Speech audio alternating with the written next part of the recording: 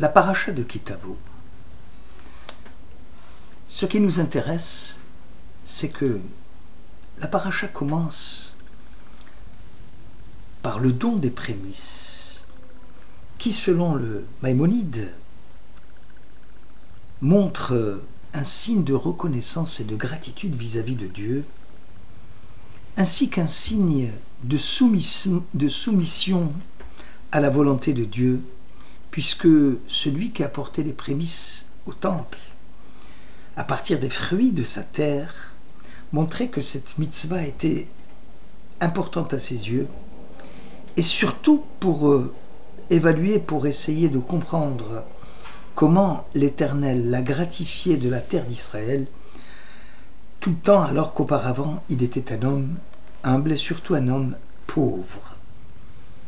Le Baal HaAkeda, lui, dit que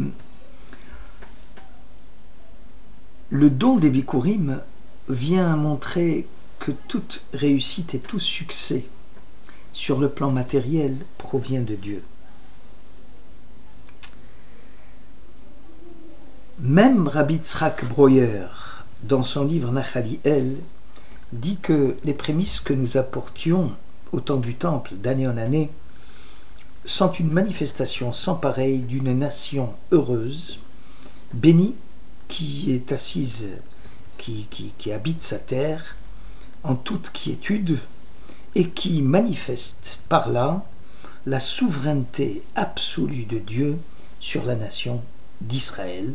C'est pour cela qu'elle venait en se prosternant devant l'Éternel et elle faisait son mea culpa, un mea culpa national, au milieu d'une dièse populaire, pour montrer que nous ne sommes pas repus et nous avons rejeté ce que Dieu nous a donné, comme les autres nations.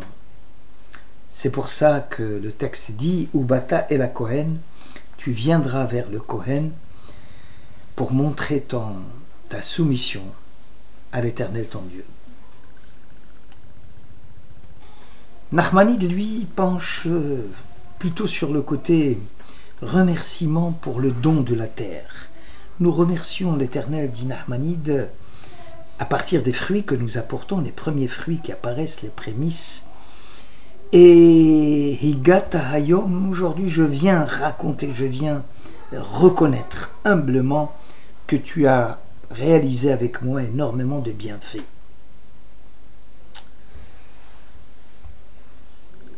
Ve'anita ve'amarta. Le ve'anita, c'est je dois reconnaître que j'étais un pauvre. Je viens le cœur brisé pour dire que finalement, Éternel, je sais d'où je viens. Et c'est la raison pour laquelle je viens vers toi pour te remercier et même pour chanter. Rappelons que les prémices étaient accompagnées d'un chant. Asher Natan Hashem Elokecha, que l'Éternel ton Dieu t'a donné. Je remercie l'Éternel pour la terre d'Israël qu'il m'a donnée, et c'est une raison de plus pour apporter donc ces prémices. Une fois que nous avons vu ce que les sages d'Israël ont donné comme commentaire, on peut se demander si ce n'est pas une technique simple, ayant une valeur absolue, celle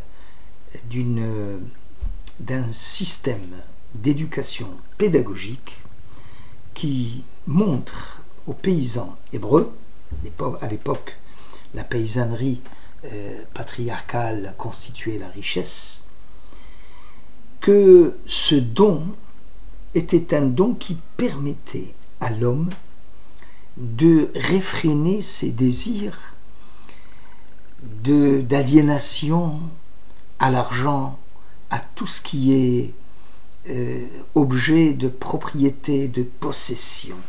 Comme il est marqué, Vehaya kitavo la haaretz, lorsque tu vas venir dans la terre que l'Éternel ton Dieu t'a donnée et que tu vas l'hériter, la première des choses que tu feras, c'est que tu prendras les prémices de ta terre, tu les mettras dans une espèce de panier et tu viendras devant l'Éternel ton Dieu et tu diras, voilà, ce que j'ai semé, ce que j'ai récolté, lorsque j'ai travaillé ma terre, je l'ai labourée, etc. Tout cela ne serait rien parce que toi, l'Éternel, tu es le maître absolu, souverain de tout ce que je possède. Ici, nous allons parler un petit peu de cette soumission de l'homme à l'argent. On sait qu'aujourd'hui, l'argent a une place considérable dans la société de consommation qui est la nôtre, parce qu'il a une fonction non seulement monétaire, mais aujourd'hui, on lui attribue même une fonction symbolique, un signe de reconnaissance, un signe de valeur sociale qui permet la réalisation de tous les désirs. Mais l'argent est en même temps un facteur d'aliénation et un facteur de libération. Il est libération parce qu'il me permet d'acheter ce que je souhaite, de satisfaire mes besoins, et qui peut me faire sentir épanoui. Mais il est en même temps facteur d'aliénation parce qu'il me soumet à certaines contraintes. Exemple, le crédit à la consommation. C'est une satisfaction des besoins immédiats, d'accord, mais en même temps, il y a une non-maîtrise de l'endettement. Quand je suis surendetté, c'est une contrainte. Donc l'argent qui, à l'origine, me libérait puisqu'il me permettait de satisfaire mes besoins, devient aussi objet d'aliénation. Mais plus que cela, l'argent dans notre société d'aujourd'hui, est-ce que n'est-il pas aussi et surtout une valeur absolue? Parce que aujourd'hui, nous savons que celui qui possède l'argent, les gens se font avec l'argent ceux qui possèdent l'argent en font une valeur absolue, presque une divinité. D'accord, l'argent soulage l'angoisse, il crée le lien, mais plus que cela, il n'y a pas de limite à la richesse, donc le désir est infini. Et l'argent nous donne cette illusion qui nous permet d'accéder à un bonheur, lequel bonheur est toujours infini. L'argent, autant que symbole de réussite sociale, il amène des gens à vivre de manière superficielle. Parce que c'est une mise en avant d'écran de signes extérieurs de richesse pour entretenir l'apparence de la réussite, de l'aisance, alors que, en réalité, les aspirations profondes sont reléguées au second plan. Donc l'argent, avions-nous dit, entre aliénation, instrument inséparable du développement marchand, mais en même temps aliénation parce qu'il est porteur de profondes implications sociales et morales, puisque c'est un agent dissolvant de nos communautés traditionnelles. Pourquoi? Parce que l'argent, et c'est cela ce que l'auteur de la paracha veut nous montrer, que l'argent peut apporter un surcroît de valeur, de considération sociale aux riches. En raison de sa spécificité, il peut exprimer la totalité des buts. On ne travaille que pour gagner de l'argent. Il reflète des rapports sociaux et la structure économique de chaque période de l'histoire. Mais avec le déclin des valeurs religieuses, la valorisation de l'argent est devenue une fin en soi. Elle imprègne le rapport social et même notre culture. Toute chose finit par se réduire à son coût au lieu de représenter des valeurs concrètes. La monnaie, l'argent, est devenu, avions-nous dit, une valeur absolue. Celui qui jouit de l'argent et qu'il passe son temps sans pouvoir profiter de son pouvoir est devenu, pour ainsi dire, l'esclave de cette puissance abstraite. La monnaie a des effets aussi sur notre liberté, notre culture, notre style de vie Et la Torah le reconnaît. Si je ne me soumets pas tout de suite à l'autorité divine qui est le maître de la réussite, je risque de perdre et ma liberté, et ma culture, et mon style de vie. Ainsi, l'économie monétaire nous conduit à de nouvelles formes de dépendance, par l'emprunt, les moyens de production dont on n'est pas le propriétaire, la division parcellaire du travail, l'indifférence, la dépersonnalisation des rapports humains. Donc, finalement, l'homme n'est plus en mesure de donner sens à sa liberté s'il n'y avait cette mitzvah des prémices qui rétablit l'équilibre, qui ramène les choses à leur vraie valeur. La vie en commun se fait de moins en moins sur les bases communautaires et de plus en plus sur des bases associatives où chacun cotise volontairement. Le lien social, si important dans les communautés traditionnelles, est devenu une simple relation entre les choses. Aussi la Torah va insister pour dire les prémices, c'est les premiers fruits de la terre qui sont destinés aux offrandes religieuses, au Kohen, mais d'abord à Dieu, lequel les redistribue au Kohen. Et c'est ainsi, par le don, c'est-à-dire cette façon de donner sans contrepartie, avec un désintéressement et d'une façon intemporelle. Cependant, pour faire honneur au don, la personne qui en reçoit peut faire aussi à son tour un don en retour. Le contre-don. L'homme qui a reçu la terre de Dieu vient ici faire un contre-don en retour à Dieu.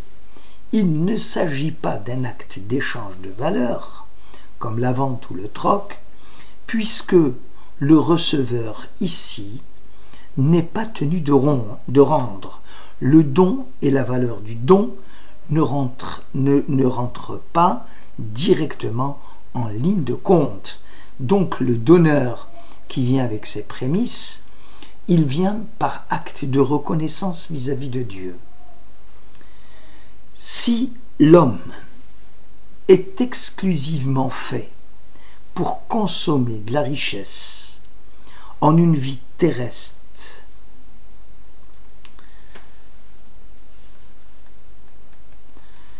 de plaisir, le don sans calcul d'une contrepartie peut sembler, sur le plan philosophique, irrationnel, car donner serait pour ainsi dire perdre quelque chose, et nul ne veut perdre, surtout lorsque la finalité est de jouir dans le monde dans lequel on vit. Mais il y a une autre approche, une approche anthropologique.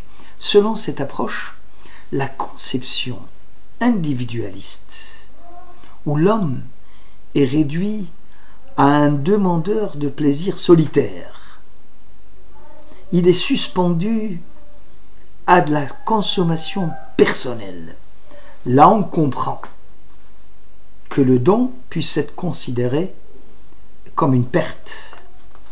Mais selon la conception qui dit que l'homme est un être social, relationnel, et que pour le déploiement de sa nature, il doit se trouver de l'amitié et rechercher le bien commun. À ce moment-là seulement, le don est un acte bon. Mais il y a aussi la conception métaphysique qui est la nôtre. Le don se fait par gratuité, celui qui donne gratuitement, mais le don se fait également par la joie. On se réjouit de la joie de l'autre. On se réjouit de reconnaître que nous avons été gratifiés par Dieu.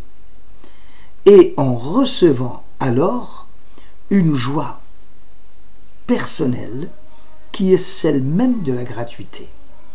Donc, le don se base sur une valeur de sociabilité.